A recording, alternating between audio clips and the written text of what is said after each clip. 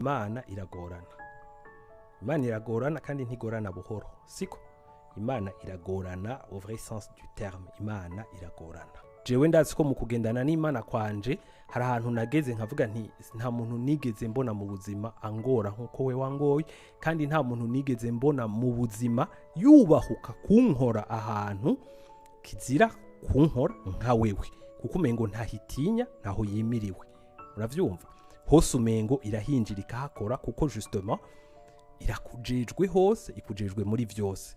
Ivyo rero kenshi iyo abantu itanguye kubagora nico gituma biborohera guheba Imana ariko bagafuma biyatasha ku madini, kuko idini ndarishiramwo muri systeme y'isi. Uravyumva? Idini ni nk'umuryango, idini ni nka ka societe uja gukoreramwo, ni kwishuri uja kwiga n'abantu uja kubamwo, quelque part uriga ingene bameze, imico yabo n'imigenzo yabo, ukiga kwiadapta, ukiga kwiajusta, ukiga ingene ubakina, ukiga ingene ubahenda, ukiga. Ariko Imana yo ntushobora kuronka aho uyica, ntuyibesha, ukigira umugambi wo gutisha no kubesha ibiri mu mutima, ibizi vyose vy'ukurapanga n'ingene ugira uyibesha. Siko? Ariko isi idini ryojo riroshe kugira. Rero bituma abantu benshi biraborohera un certain moment kumva ko boreka kugendana n'Imana. Kwera Imana iragorana kuko ishaka kwinjira mu tudetail twose no kwajusta ibintu vyose, alors que idini tuza guhurira nyene kuri eglise, ariko ninatahandagira ubuzima bwanje ntibarinda kubijamwo vyose ntavyo babona. Siko? Rero Imana iragorana, ariko ngira ndababwire n'isi iragorana. Difference nuko Imana itabesha.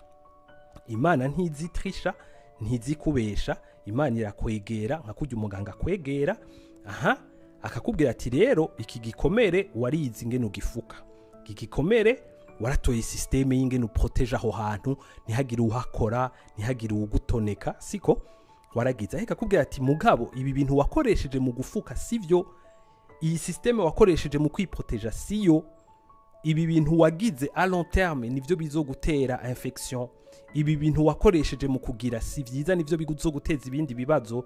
Rero jewe ndaje mu buzima bwawe, ariko ngira ndakuvure aho hantu hose, kuko buriya nta muntu numwe avukira kuri ino si ngo akure atabikomere ahura navyo mu buzima. Twese mu buryo bumwe canke ubundi, uko tuvuka, uko dukura, aho dukurira, nukuri ushaka uronka abavyeyi bameze gute, ushaka ukuriye muri famille imeze gute, mu buryo bumwe canke ubundi uri kuri ino si, uvukiye kuri ino si, urakomereka.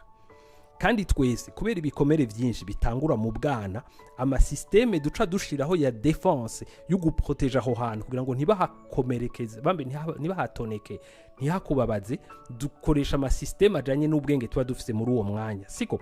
Peut-être akaduproteja muri ako kanya, ariko ugiye kuraba aba systeme nyene dushiraho ya protection niyo quelque part azotubera ubumuga ejo. Siko? Urashobora kuvuga uti jewe bashavuje muhira ndi umwana muto ndamenagura ibintu, bagaca bantinya, bagatinya kunshavuza. Siko? Yego, ariko ukuri kurakura uzogera mu myaka mu kubimenagura baca gushira muri prison, cyangwa mu kubimenagura uca wahukana uwo mubana akagukita. Siko? Rero turafise ama systeme atandukanye ya defense.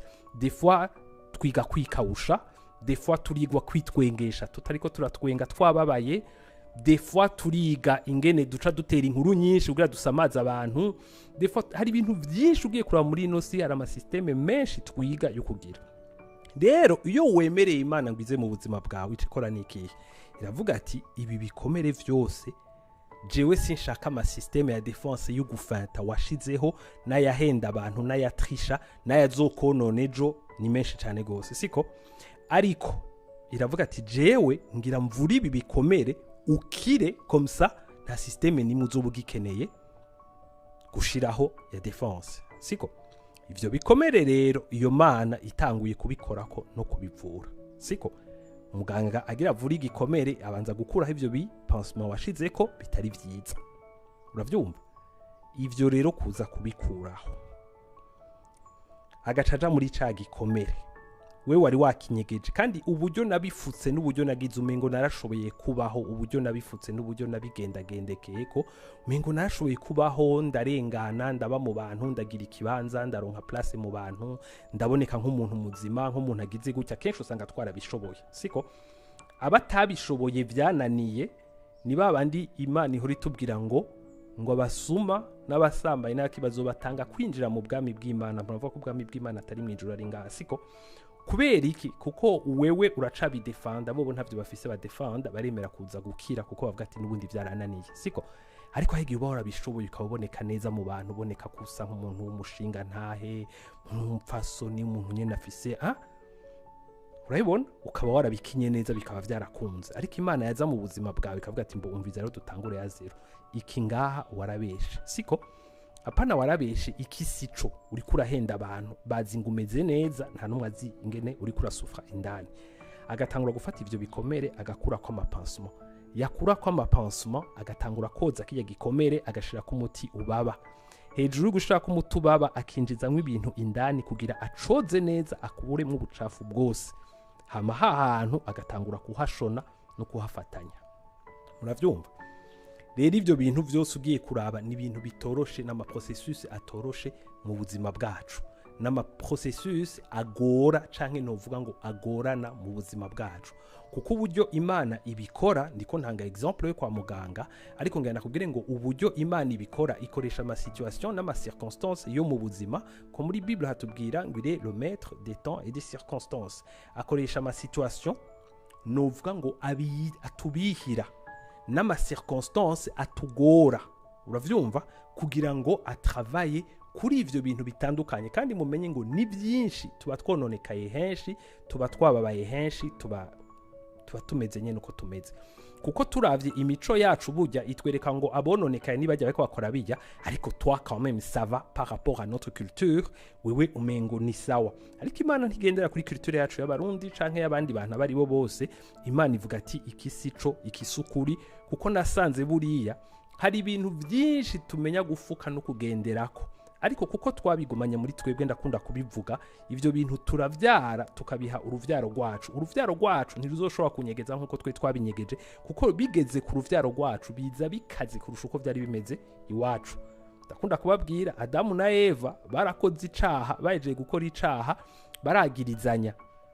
Nujya aya bitumye ni umugore wampaye, ni probleme y'umugore, ni urumva bigenda uko oya womengo biravye vyagenze uko konyene. Ariko bigize kuja muri generation ikurikira y'abana babo, Gahini na Abeli, c'était pas juste kwagirizanya, hageze aho bicana. Uravyumva? Rero ndashaka kubabwira ngo bugiye hari ibintu bibi bitekereje indani muri twebwe ukamengo na mahoro, ariko ivyo bintu turabiha generation zo munsi, kandi tubihaye generation zo munsi biza biremereye kandi biza bigoye kurusha. Ni kuvuga ngo ama reaction yabo tuzobona umengo ari exagera, ariko asanga buriya amwe nitwe twayabahaye tutabizi, siko?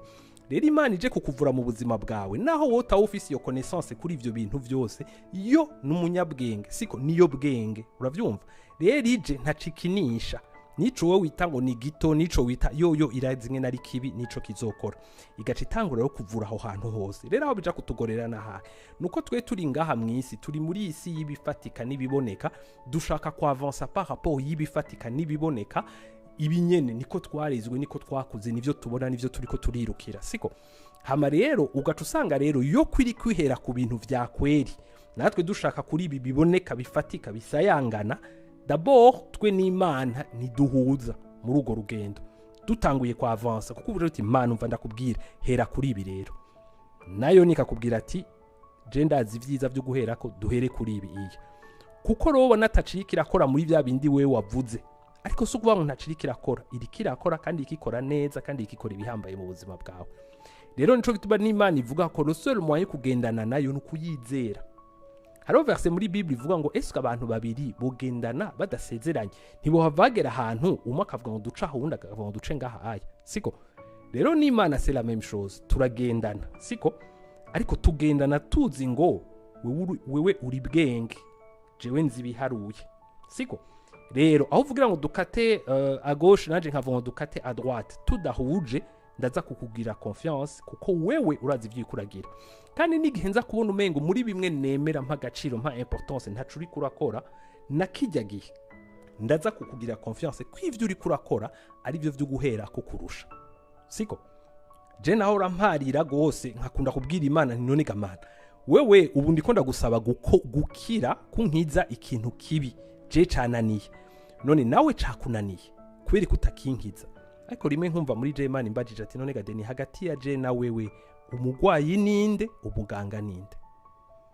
None nimba wumva we ko nkwiriye guhera gukiza iki nanje nkakubwira ko nkwiriye guhera ibi iya ndeka nyizere nkurikira we nta bwenge ndusha.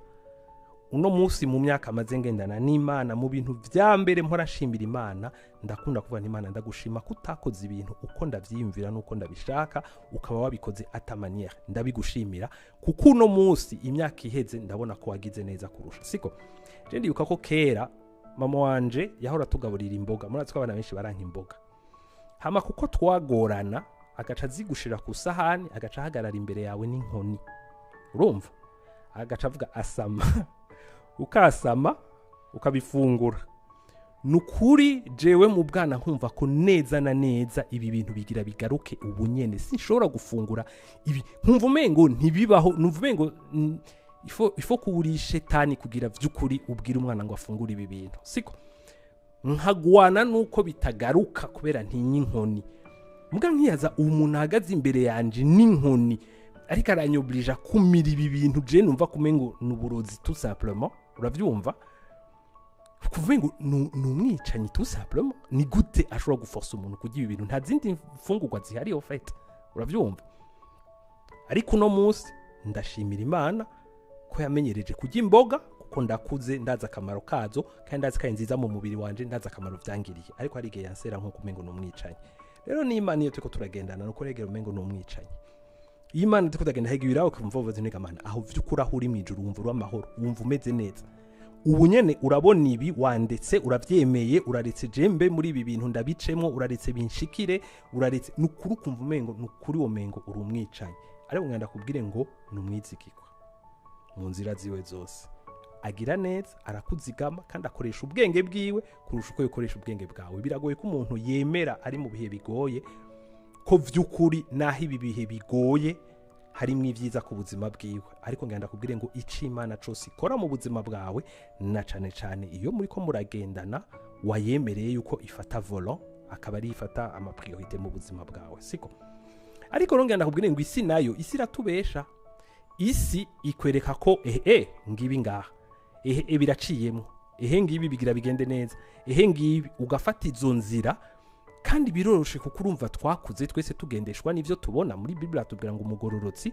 untagendeshwa n'ivyo abona agendeshwa n'ivyo yizeye. Siko rero twe twakuze tugendeshwa n'ivyo tubona rero isi irafise kuntu ibikwereka ukabona umengo birakunze ukabikurikira waca mu nzira n'Imana yikira kubwira ngo ntuce muri iyo nzira. Siko ukabona iyo nzira niyo iri efficace niyo ikoze niyo bishobotse niyo urumva ukabona uti finama kutumvira Imana harimo inyungu. Siko sindi ko ndavuga necessairement vya bintu mwita ivyaha oya ndiko ndavuga ibintu Imana ishobora kukubwira ati no ntiwiyoriente muri iki kintu iyoriente muri iki iya ntufate ijya nzira afatiye iya ukabona umengo nivyo. Ariko rero isi yoyo nuko iraguhenda ikakwereka kari sawa ukabijamwo kamengo biraciyemwo wabona umengo biraciyemwo ejo ugasura gukoresha iyo systeme nyene ukayidevelopa ariko ugasanga muri uwo mwanya wose uri kura develop iyo systeme isi rikikwigisha non seulement yaguhenze mezo siriki kwigisha kudependa kuri ibi bintu. Rero yoyo umengira kureka igaca ihengera heza imyaka 2 3